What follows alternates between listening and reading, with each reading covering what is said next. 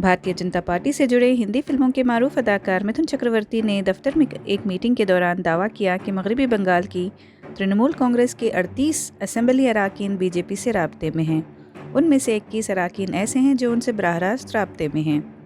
2021 के असेंबली इंतखाबात में पार्टी की शिकस्त के बाद पहली बार बंगाल में सरगर्म मिथुन चक्रवर्ती ने यह भी कहा कि तृणमूल कांग्रेस ने 2021 के असेंबली इंतखाबात में गुंडा अनासर का इस्तेमाल करते हुए कामयाबी हासिल की।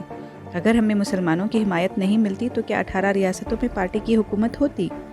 वज़ीर आला ममता बनर्जी के साथ ताल्लुकात का जिक्र करते हुए उन्होंने कहा कि मैं उन्हें दीदी कहता हूँ और उनके तई मेरे जहन में कोई गुबार नहीं। मुझे नहीं मालूम कि वो मेरे बारे में क्या सोचती हैं। मिथुन चक्रवर्ती के दावों का जवाब देते हुए तृणमूल कांग्रेस के तर्जुमान कुणाल घोष ने कहा है कि मिथुन चक्रवर्ती डायलॉग के लिए मशहूर हैं और उनका बयान भी डायलॉग ही है। इसका हकीकत से कोई ताल्लुक़ नहीं।